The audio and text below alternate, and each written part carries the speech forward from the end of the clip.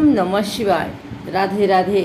आइए सुनते हैं श्रावण मास महात्म्य का छठा अध्याय। सनत कुमार बोले, हे भगवान, मैंने रविवार का हर्षकारक महात्म्य सुन लिया। अब आप श्रावण मास में सोमवार का महात्म्य मुझे बताइए। ईश्वर बोले, हे सनत कुमार, सूर्य मेरा नेत्र है, उसका महात्म्य इतना श्रेष्ठ तो है, फिर उमा सहित सोम मेरे नाम वाले उस सोमवार का कहाना क्या है। उसका जो महात्म्य मेरे लिए वर्णन के योग्य है, उसी में आपको कहता हूँ।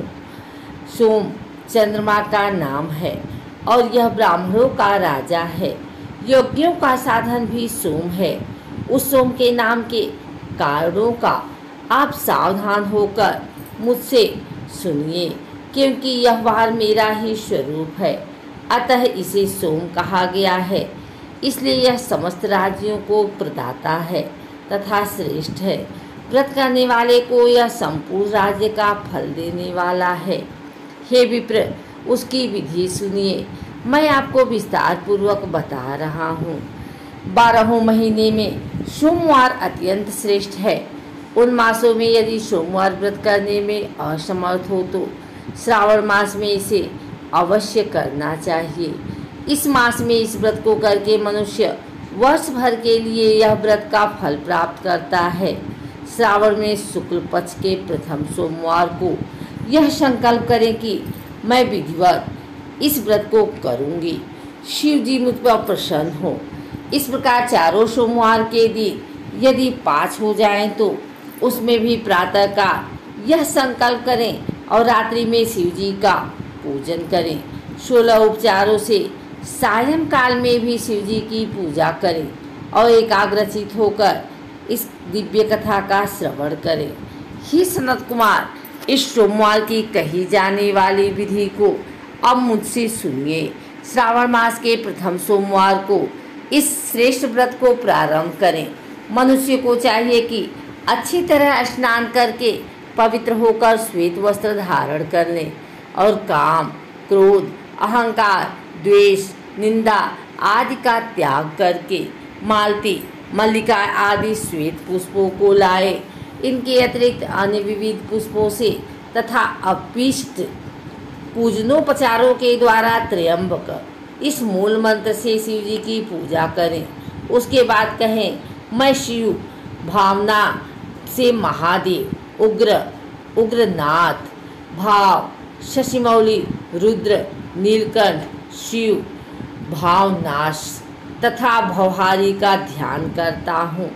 इस प्रकार अपने विभव के अनुसार मनोहर उपचारों से देवेश शिव का विधिवत पूजन करें।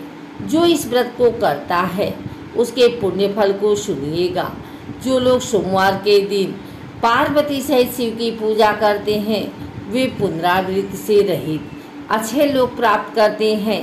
हे सनत कुमार, इस मास में नक्त व्रत से जो पुण्य प्राप्त होता है उसे मैं संक्षेप में कहता हूँ। देवताओं तथा दानवों से भी अभीत 7 जन्मों का अर्जित पाप नक्त भोजन से नष्ट हो जाता है, इसमें संदेह नहीं करना चाहिए।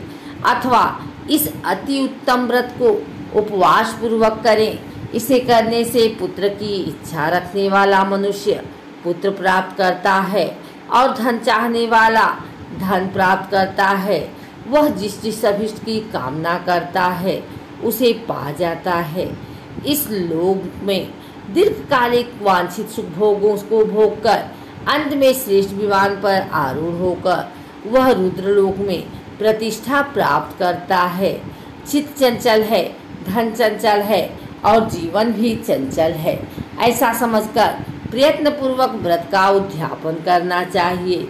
चांदी के वृषभ पर विराजमान स्वर्ण निर्मित शिव तथा पार्वती जी की प्रतिमा अपने सामर्थ्य के अनुसार बनानी चाहिए। इसमें धन की कृपणता नहीं करनी चाहिए। उसके बाद एक दिव्य तथा लिंग तो भद्र मंडल बनाएं तथा उसमें 2 श्वेत वस्त्रों से युक्त एक घट स्थापित करें। घट के ऊपर तांबे अथवा बांस का बना हुआ पात्र रखें और उसके ऊपर उमा सहित शिव को स्थापित करें। उसके बाद श्रुति स्मृति तथा पुराणों में कहे गए मंत्रों से शिव की पूजा करें। पुष्पों को मंडप बनाएं तथा उसके ऊपर सुंदर चंदुआ लगाएं।